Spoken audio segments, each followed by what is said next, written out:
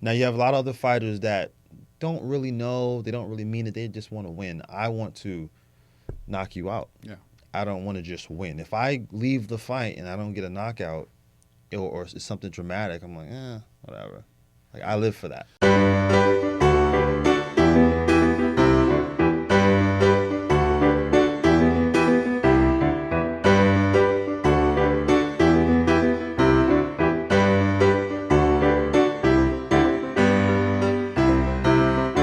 Welcome to Brain Buzz, where we delve into the fascinating world of neurosciences and brain health. I'm your host, Dr. Kimon Bekelis. And I'm your co-host, Jason Wallen. Today we have a very special guest.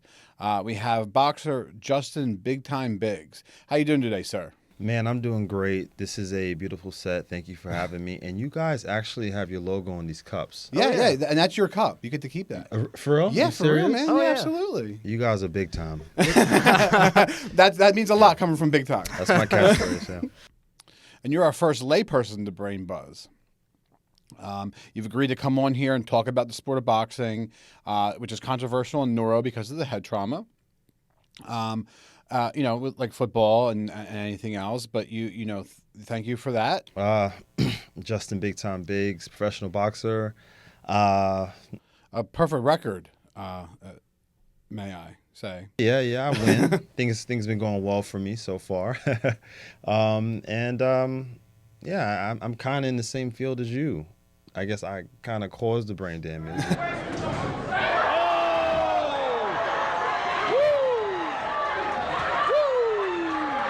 That's right. I'm trying to fix it, but Yeah. I I don't know where this is going if you're telling me to stop boxing or not necessarily. No. No, I think most of your wins were by knockout, correct? Definitely so. You can tell in his face. Hard body shot, and Elmore touches the canvas for the very first time.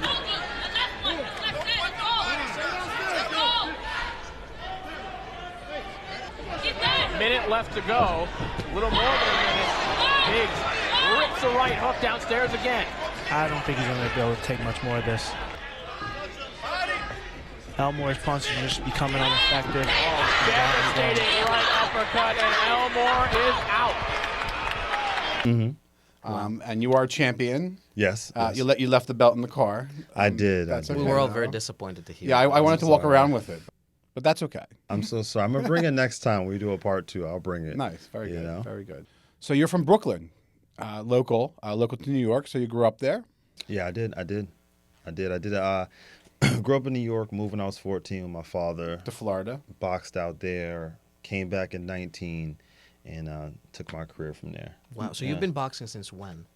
Man, my first memories of boxing, like my dad used to, like for real, like my first memory is my dad teaching me a combination, and then like he slapped me, and he was like, "Well, if that hurts, then the punch is gonna hurt." And I was like, "Man, I must have been like 5 years old, 6. That's my Wow. first memory in life." Yeah.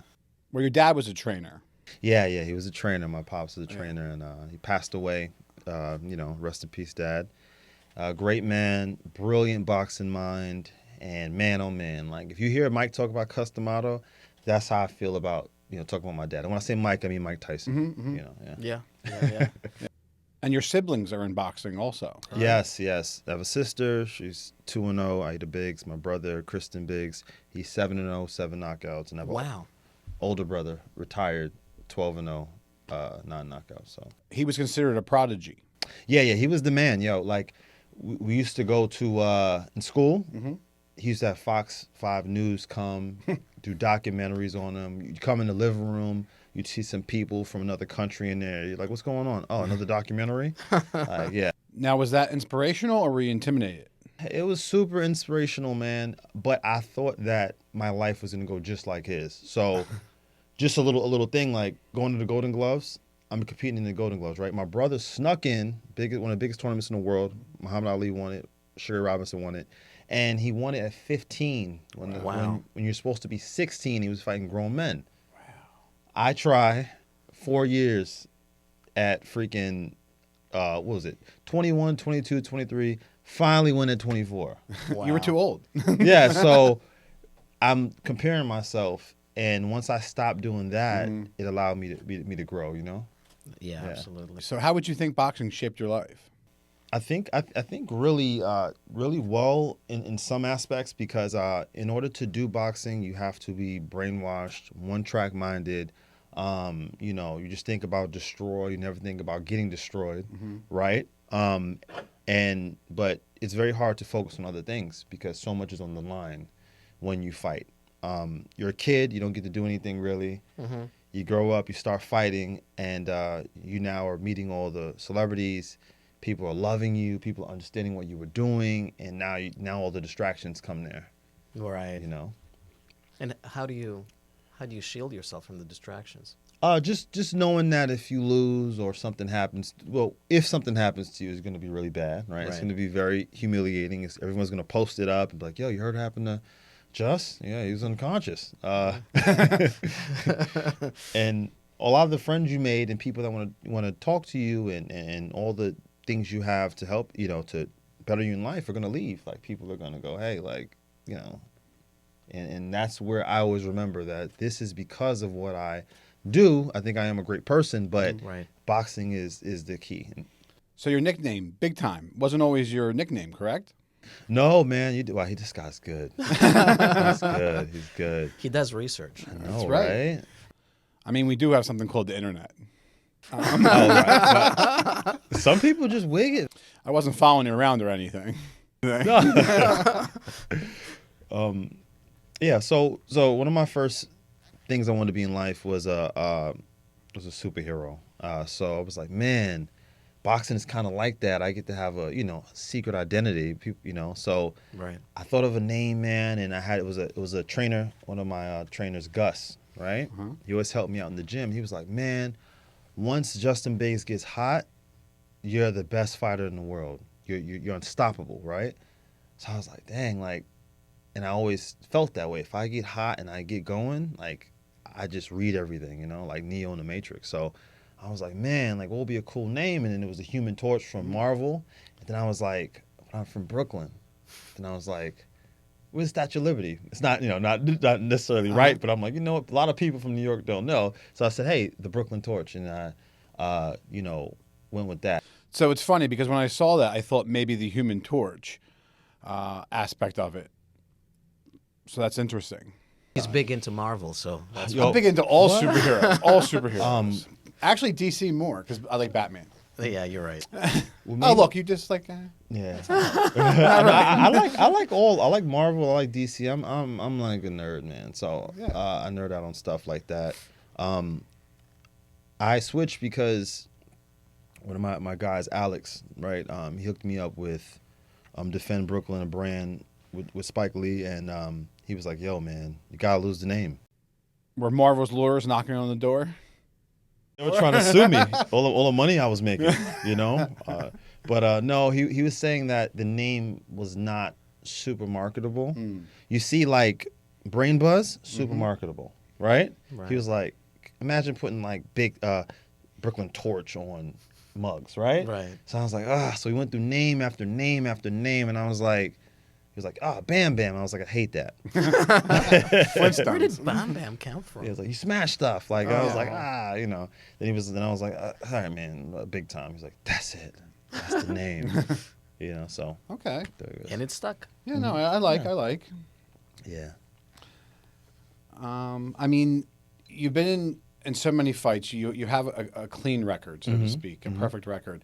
How does that go into when you go into a fight? Because now, it's always that next one that could be the loss and ruin the record. Right. Now you have too much to lose. Yeah. Right. You know what, man? I heard one day my trainer told me, he said he was talking to Floyd, and he said Floyd one day was like, "Hey Judah, I'm scared, man." He was like, "You're scared? Like, what do you mean? Like, you're Floyd Mayweather?" He was like, "I'm scared to lose."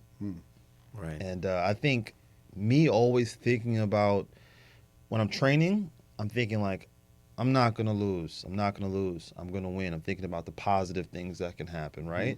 I'm thinking about in a way of how far I've come, where I'm from, A lot of people that I know, they didn't make it to be 25 years old, So I go out there and I just think about, I train, and then I go in there and I'm going to inflict my will, impose my will on Right. the person. And how long do you train for a fight? What's your typical?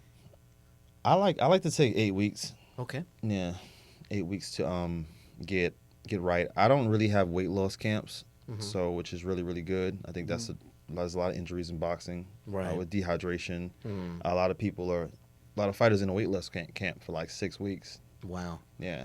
And so you train for 8 weeks, and do you tailor your training to the opponent, or do you do general stuff also? Absolutely. So I try to tailor it to the opponent, but what I typically do, I go, okay, what this guy may be a boxer, he may stay on the outside, slow paced fight. What I am going to do, I am going to get a sparring partner that is high paced, I see. just in case he wants to take me to that level. So I always say to myself, no opponent can take me somewhere I've never been. Right. So. Right. So you prepare for all the scenarios. Yeah. And then how long after a fight do you recover, so to speak? Do you take to recover? Man, like 3-4 days. Oh, wow. Yeah, I have to like go on a vacation because after you fight, you go to the gym. You're probably drained mentally more than anything. I'm like super hype. I'm going to the gym. Well, that's because you've only won. Yeah. Yeah. I mean, there's only celebrations. I've won, and then you get all the praise from everybody in the gym. So you come over there, and they're like, "Yo, man, great performance," and you're like, "Oh yeah, I did pretty good, right? I just happened to be here today, but so." Nice. Now, from the commission, the boxing commission, is there any protocols or anything after a fight you guys have to follow?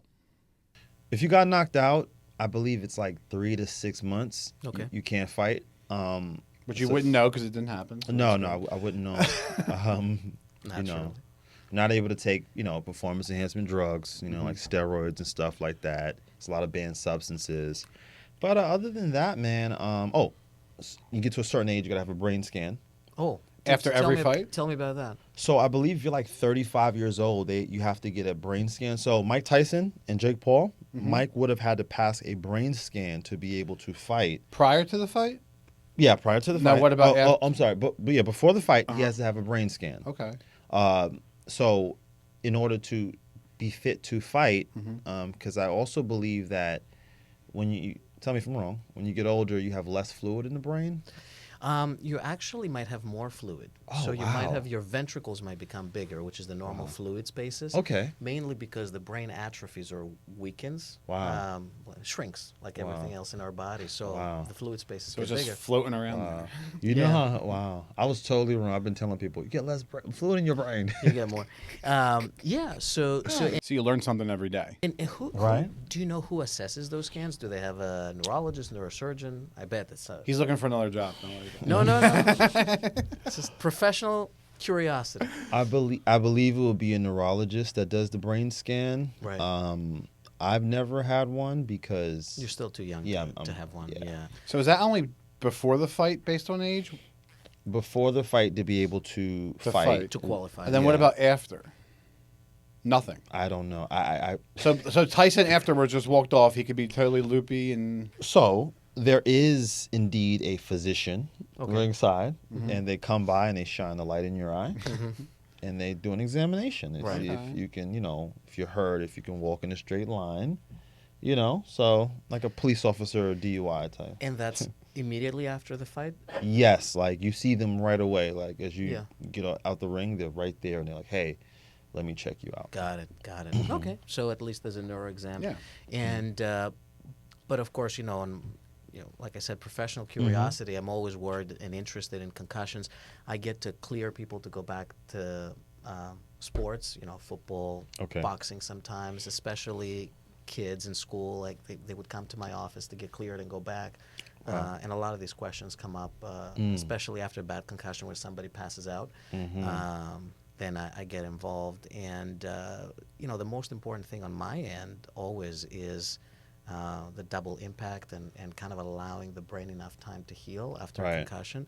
Because for our viewers, of course, a concussion is the type of brain injury that happens when the brain rapidly decelerates or slows down after it's moving fast. Right. And it's manifesting as shearing inside the nerve cells, right? So our cells have insulation to transmit electrical impulses around the body, and that insulation gets torn from acceleration and deceleration. And that's what a concussion is. And so you can have weird symptoms, of course, around the concussion time, headaches, Right. irritability, mood swings, a lot of things that are not really, you cannot really put them together, but they're all part of the concussion. In its milder form, symptoms can last weeks or months, but sometimes it can last up to 6 months to a year. Wow. Debilitating headaches. So, and other stuff. And so I see a lot of these folks. And of course, boxing is at the top as a physician of our suspicious sports for concussions. Yeah. And so is there, in your career over time, and of course, you've been in the sport as a child and then grew into it, have you seen any changes in the way concussions are being looked at, or the attention that's being paid to that, especially, of course, knockouts, of course, would lead to concussion, right? To be honest with you, man, if you ask any fighter, they don't really know what a concussion is. Like, Right. you only find out what it is when you're seeing a neurologist. It's not talked about. Is it like taboo? No, it's just that.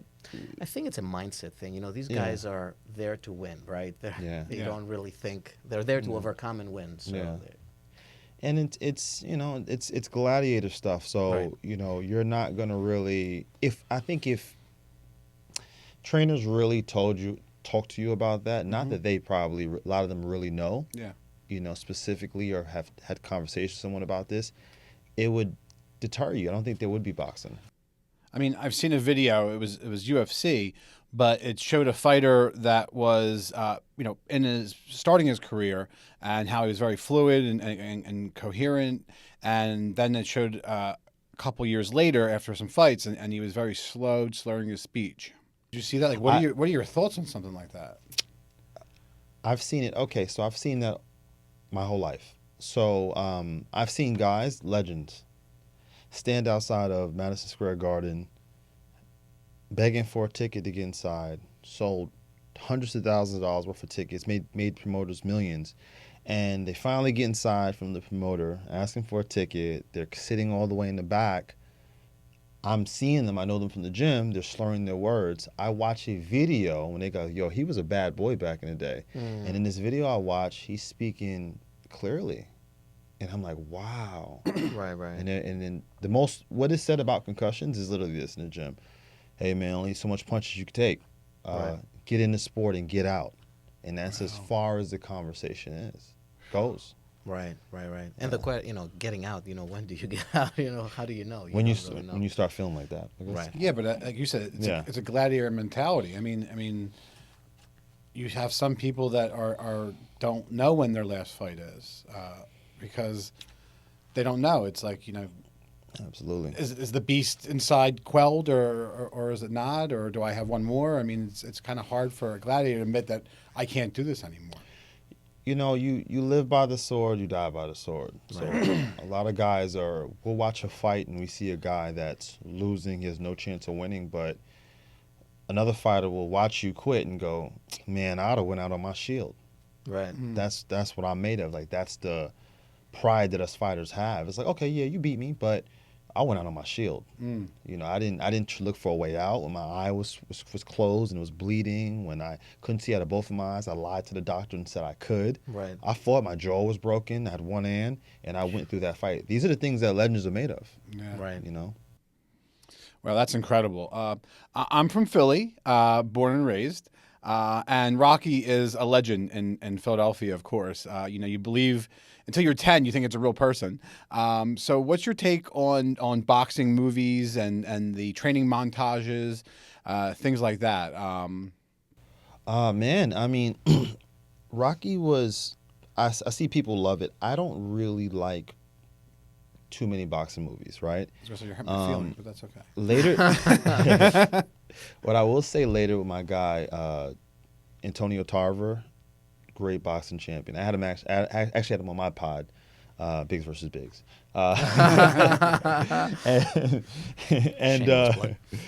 and basically in his movie with Sylvester Stallone, he said, "Yo, like I really hit him And I can tell from the action that I saw that they were actually touching each other with some shots. Stallone was known for that. With he wanted the fights to look real. He was during one of the Rockies got hit and actually had swelling in his chest and had to go to the hospital. Well, what I love about the new movies is that they're using actual. The more they use actual fighters as the protagonist, it's making a better fight, a better movie, because they're actually telling them, hey, when you get hit, a lot of us aren't gonna go like this. A lot of us are going to get hit, and some shots we might have rolled with. The head snaps back a little faster. So they're going back and forth with the directors, and I saw that Michael B. Jordan was doing a good job of that, of asking fighters, like, what do you do when you get hit with a body shot? Do you go like this? We don't usually. Usually it's a delayed reaction. We get hit, and it's like you see a vein in the neck. So I like the way the movies are progressing. So do you think they help the sport of boxing? Just from notoriety and stuff? Video games, shout out to Undisputed. Movies, content is helping the sport of boxing, but I think I know what needs to happen to really push it to the next level. Do tell. Yeah, exactly. I was in D.C. Headbangers Gym with my guy Boog, and Boog actually was in the Creed movie with Michael B. Jordan, right? They said, yeah, Mike's been here for years working with us. I watched Michael B. Jordan. I think Michael B. Jordan needs to fight Jake Paul. I would watch that. He's been boxing for about 3-4 years. Yeah. Get him a couple wins, and I think that's what needs to happen on Netflix. Yeah. Yeah. And did you? And then Obviously, yeah. You saw No the idea. Tyson fight. What was your take on that?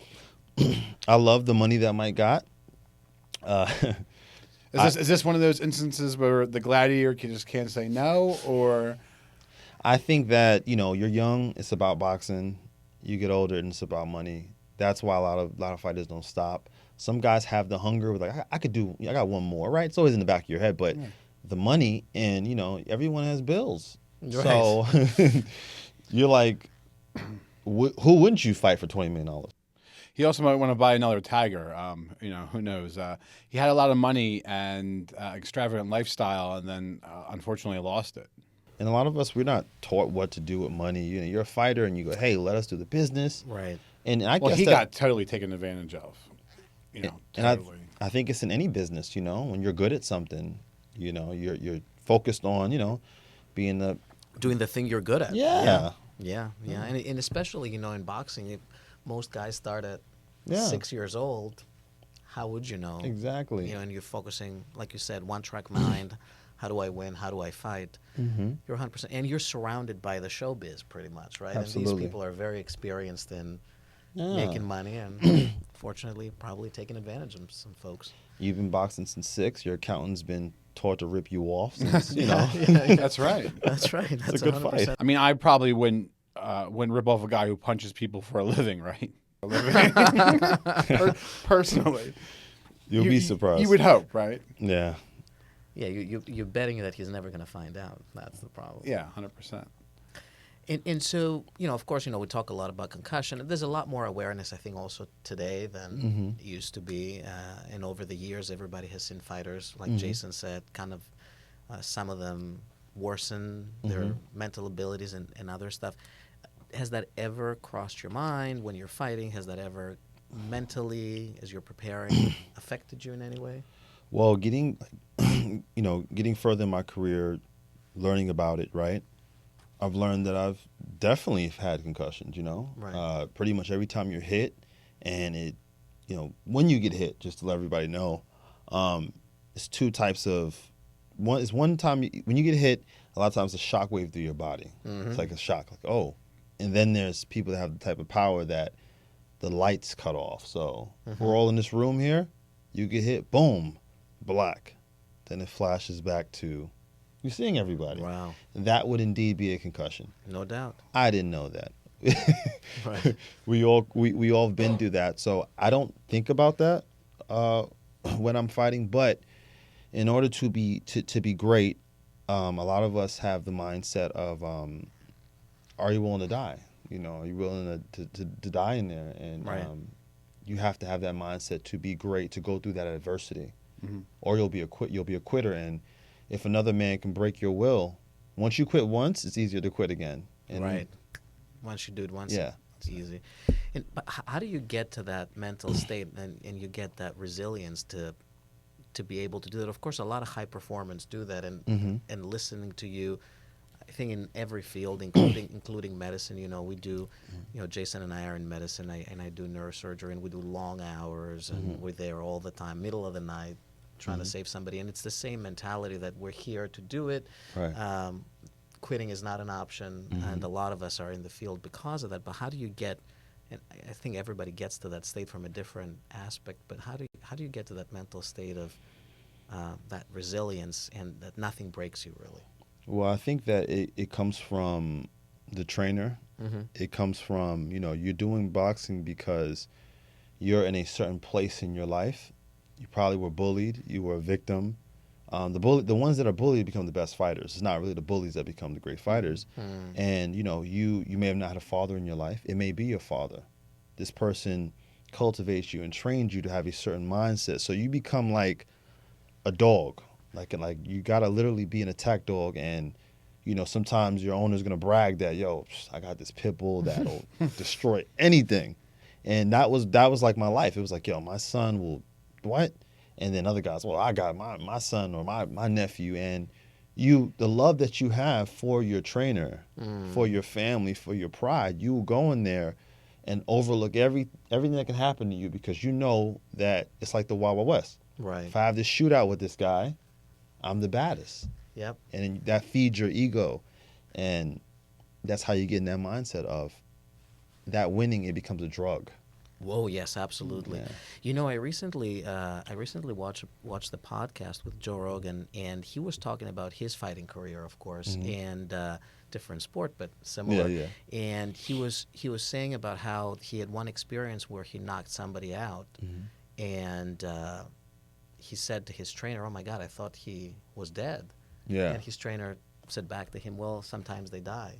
And that was kind of the beginning of the end for him mentally. He said, "I don't want to hurt people that bad," and that's an interesting take also on that. That sometimes you're like, wait, Well, I mean, you've won most of your fights by knockout. I mean, in the moment, that's what you're going for, right? Obviously. But what goes through your mind when you see your opponent laying there and you're standing over them and they're knocked out?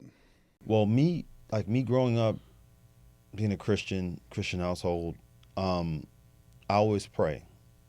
I always pray that for victory, and I pray that him and I come out the same way, right? That we go in there.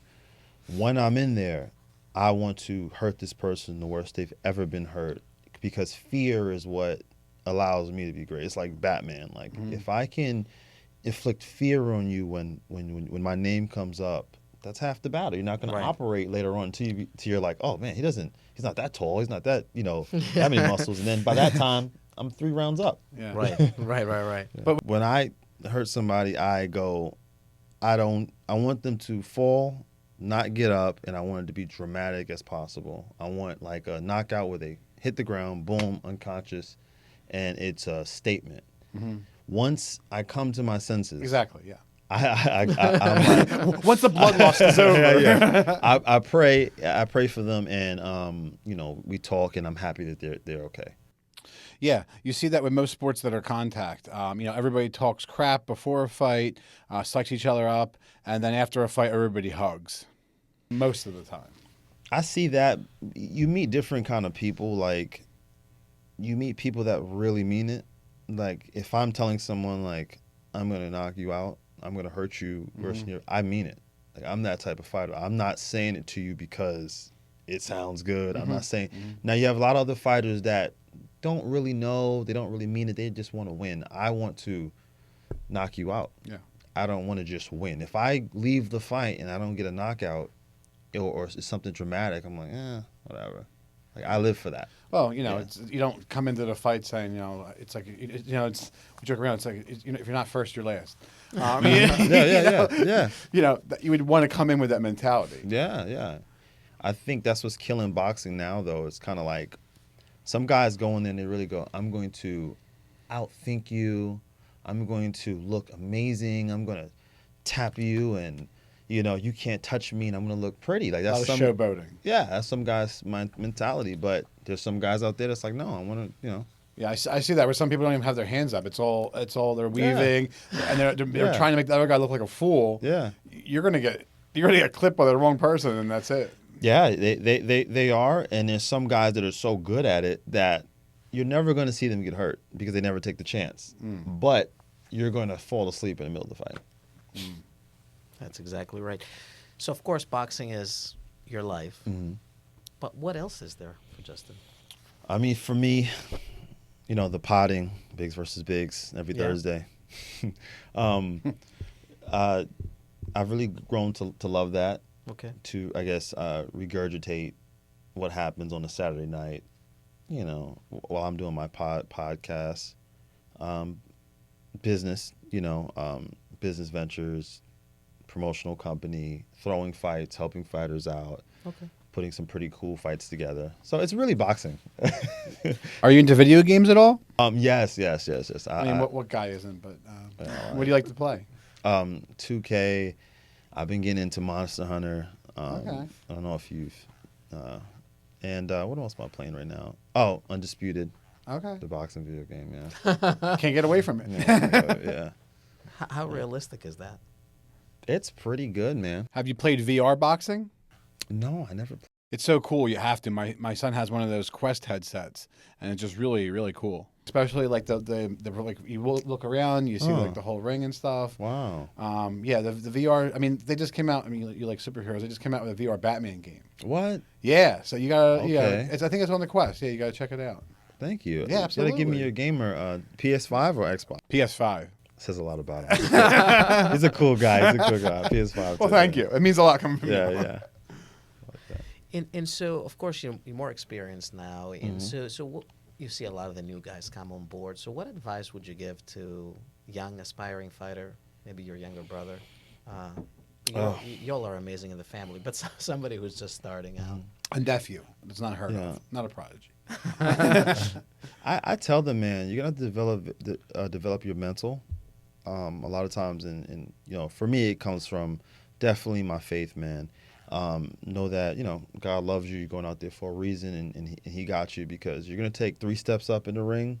Your trainer's gonna take 3 steps down, and it's just you and that guy. Yeah. So if you're gonna do this, you have to be a mentally strong person. And I would also tell them, don't stay too long. Take advantage of the opportunity, and you can't live 2 lifestyles. You can't drink, smoke, and that's what I see with a lot of fighters coming up. Like, oh well, I smoke a little bit. It's like you have to be one way in order to have success. You're gonna look back on it and go, dang, I could have beat that guy. I could have did more. I could have generated more money if I would have just been disciplined. Do you have any fights coming up? I'm looking at something at the beginning of the year, probably like February, March. Okay. Yeah. I'll have to try to go. All right. definitely. I'll have to make a road trip. Is it going to be? Do you know where it's at? We're still working it out. Don't do California or something like that. Oh, yeah. You can't go too far. Yeah, exactly.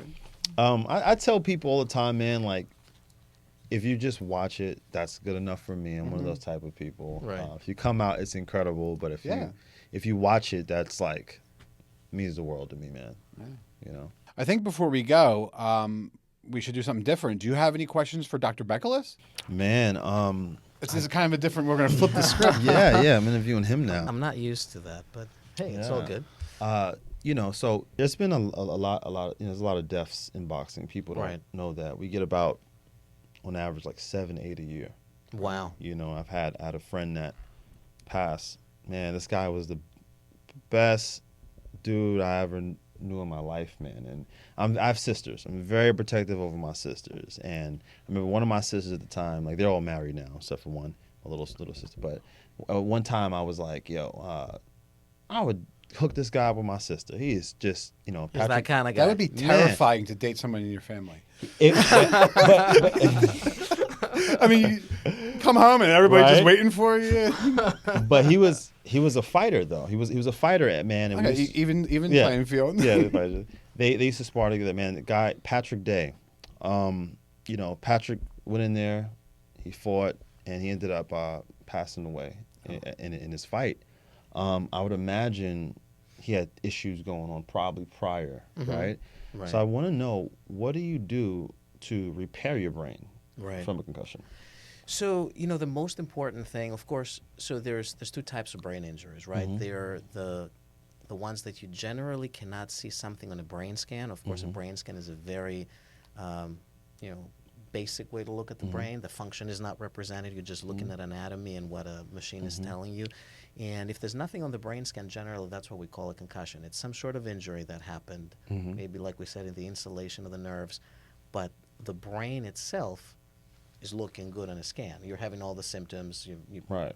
you passed out or you lost consciousness for a split second. That's a concussion, but the scan looks good. And there's the other type of brain injury where there's a contusion in the brain, there's blood in the brain. There is a lot more. There's maybe a skull fracture. There's a lot more substantial impact and injury on the brain.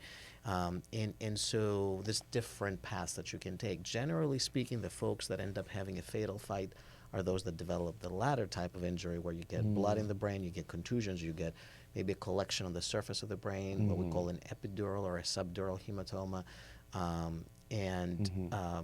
Those are significant. I mean, there was that, I think, famous now fight where somebody got hit in the back of the head and eventually ended up, I don't believe he died, but he ended up substantially compromised. And that's a situation where injury happened directly into the brain, and there was not a concussion type of thing. Concussion has more of an additive effect, not so much a direct effect as one concussion, but then the more the worse it gets.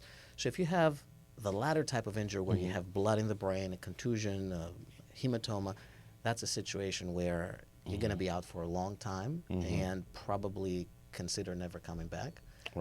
To the sport, and the reason is your brain is already severely injured. We're talking, substantial injury, substantial damage to the brain cells. That would be foolish. I don't think that a doctor would clear anybody to go back to the sport in that setting. And then, of course, then you're talking about concussions. Concussions are more forgiving as compared to substantial brain injury. In those cases, you got to take time and let the brain heal, right? And it all depends on the extent of the concussion. For example, concussions are mostly studied and well known in football. The impact, of course, in football is a lot less most of the times, although last weekend was pretty traumatic. But generally speaking, those concussions are probably less impacting. Hopefully in football, nobody punches you directly in the head. You're wearing helmets, you're a lot more protected. And concussions in football are more part of course, there's an impact, but it's more the sheer force of that impact, body against body, not so much a punch in the head. And so we've studied them in football, and we've seen that, the smaller concussions you can get away with, staying out of the game, and then maybe a week later you can return. If it's a minor concussion, but then the more significant the concussion gets, the more time you're staying out. And there's this thing that we call the second impact syndrome, where you have two concussions very closely together, and when that happens, that can result in more substantial injury.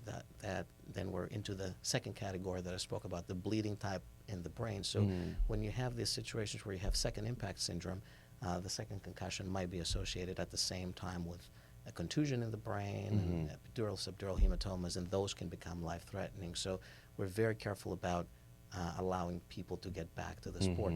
Now, if you've had two concussions in a season, we generally keep people out for the season, and we have to clear people to go back to college sports or go back to high school games. And a lot, of course, depends on, for a professional, it's different than a high school athlete, right? So you want to protect the high school athlete a lot more aggressively. The professional kind of understands the risks associated with what they do. For recommendations, you would not clear somebody necessarily if they've had bleeding in the brain, but with a concussion, everything becomes a lot more murky. But the more time you give your brain to recover, the better. Okay, the more times. And if you had them back to back, how much time do you tell someone to take off? A year. And what is back to back actually? So say, for example, you have two concussions within a month. Okay. We would keep somebody out for a year after that. The reason is the risk of substantial brain injury with bleeding and devastating deficit, like the case I told you about that boxer, is very high. Right. Wow. And of course, I'm a neurosurgeon, so I see the worst. Typically, I see the bad bleeding, I see all that stuff, and so we try to be more aggressive in controlling that. But at the end of the day, especially with adults, it's tough to tell people entirely what to do. You can offer recommendations, but at the end of the day, people make their own decisions on that. Wow, that is incredible. We need more information like this out there. Yeah, and the thing is, it's a subject that's I don't believe adequately studied, because of course there's a lot of politics on either side. Especially in football, there's a lot of interest in maintaining the sport as impressive and interesting for the fans. At the same time, of course, I'm sure there's an interest to maintain the health of the people that are part of it, and so it's a bit of a conflict. Although we do have committees and commissions that study concussions, I don't know that we've ever been able to get to the bottom of what is the real impact, short term and then long term, of concussions. So a lot remains to be studied and learned.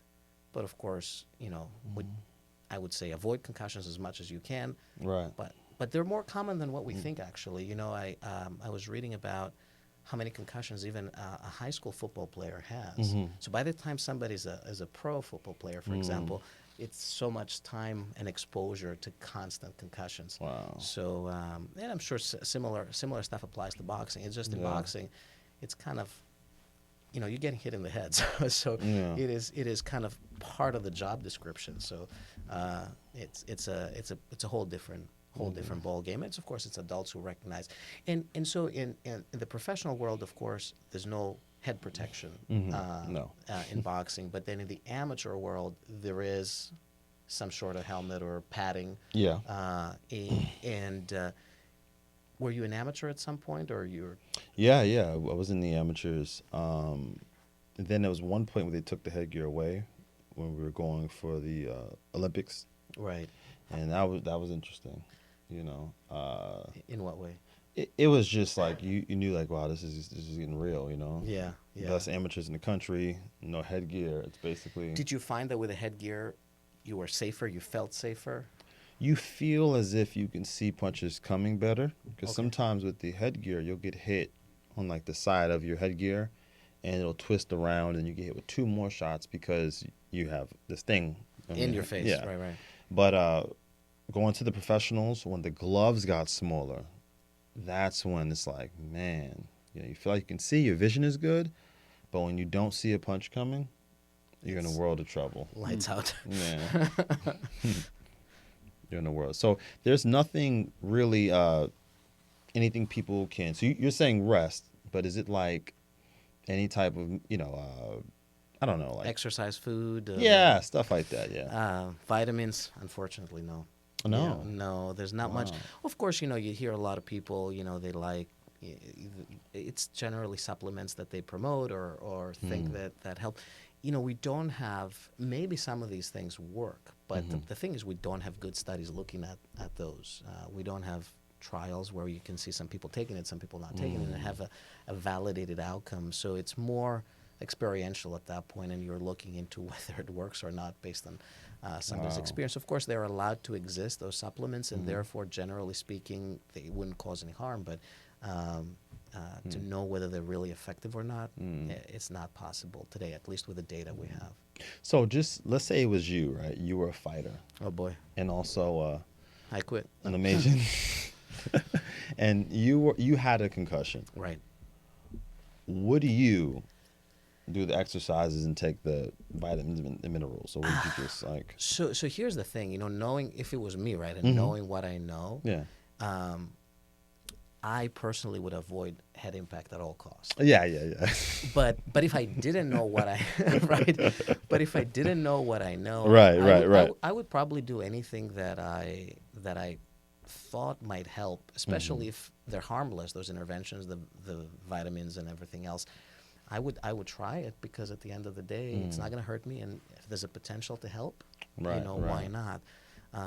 But having seen way too many times, brains herniate out of the brain, out of the skull, after an injury, and having to operate on these people and then give bad news to the family and see the devastation on that end. Right. For me, it's very hard to ever think that I would intentionally get an impact in the head. Unintentionally can happen, but intentionally, I don't know that I would.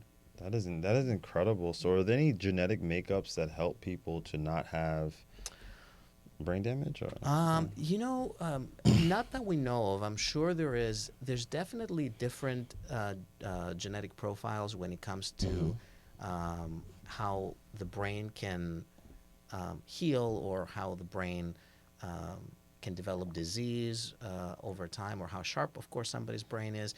So there's a plethora of genetic profiles. But when it comes to the impact and the effect of impact on the brain, at the end of the day, it's determined mainly by the force, the trajectory of the force, and the position of the body. And there's not a lot of things that you can do. It's all physics at that point. Physics, yeah. And yes, of course, if you have a thicker skull, or whatever it is, but at the end of the day, substantial amount of force, and will have a certain impact. And you see that, of course, when you have a clean hit on somebody, the impact is a lot more substantial if it's broken down. So, the physics always takes over whatever genetic, and there's definitely, some people are more tolerant to injury, like I said, thicker skull, or, the ability to take impact more, but it all comes down to the force and the trajectory. Right. Wow. So basically, if it's not, if it isn't bleeding in the brain, then you actually can recover from. Yeah, you can absolutely recover, as long as, and with a big question mark of the long-term effect of multiple concussions, right? We don't know. We don't definitively know what that has to do to the brain in the long term.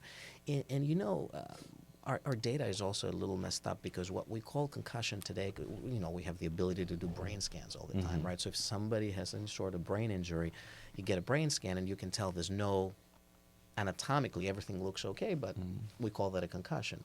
But if you do a brain scan and there's blood, you're like, oh my God, that's a very significant injury.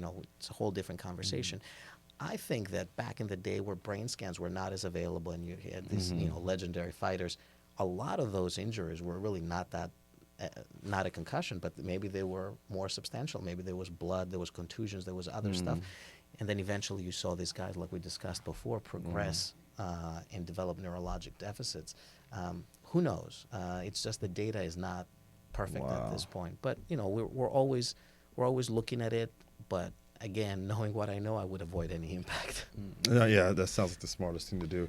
I heard that from a doctor, actually, another doctor, that Muhammad Ali had 17 concussions on record. Documented, right.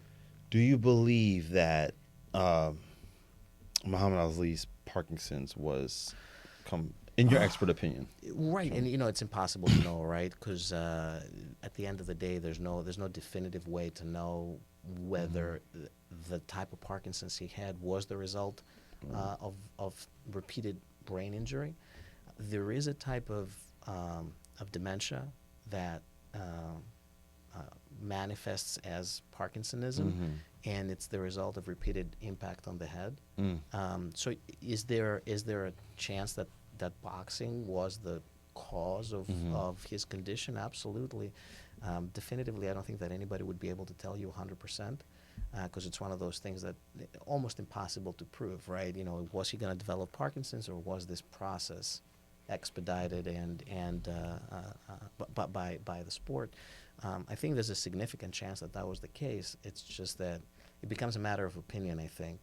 Right. Because there's no test that you can take that says, this type of Parkinson's came from repeated impact, this type came from genetic predisposition. So we don't really know. But I think there's a more than significant chance. And as a great fighter as he was, I'm sure he took a lot of impact to get where he was. And concussions, probably hit 17 documented, but probably a lot more undocumented. Yeah, probably, a lot more. Wow. That is interesting. Are there any ways when you watch boxing, right? Are there any ways other than just people not boxing that it could be safer? Yeah, I mean, like we said, having headgear is always more protective, right? And I think that's one of the things we do know. And you see that even in sports like soccer, for example, where we've had a goalkeeper a few years back. He had substantial brain injury and eventually came back to the sport, and he had a protective helmet on.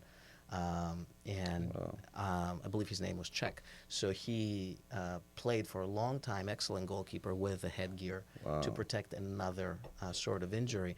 And he did fairly well. But headgear, in football, they're working constantly to improve the helmets and make them light and at the same time very resistant to impact. So definitely headgear would be the safest way to go. But with the headgear, you lose visibility, right? You make the sport less impressive, less interesting, and less gladiator style. And so I think that's kind of the issue. Even the gladiators had helmets, though. Now that I think They about did. it, it's like, Different it's kind, true. but it's they like, did. yeah, why we can't have headgear? Yeah, huh? I guess you're wrong. You're not wrong on that. I guess the tradition, it's like the visceral reaction that you get. Two guys fighting with just gloves on. Yeah, that's something else. Some caveman came up with that. That's right. No headgear, no shirts. Guys, keep going at it. That's awesome. Well, thank you for being here today. Thank you, man. Absolutely. It's been a pleasure, and I know Jason was very much looking forward to as a Philadelphian and That's right. Rocky fan. But yeah, I hope this was educational to you guys, and of course we're gonna try to bring you back with more information. Hopefully after another successful fight. I was going to say, after a win, another win. Absolutely. Of course, guys, reach out to us with any questions. Don't forget to like and subscribe our videos, and we'll catch you again on another video. Thank you. Thank you.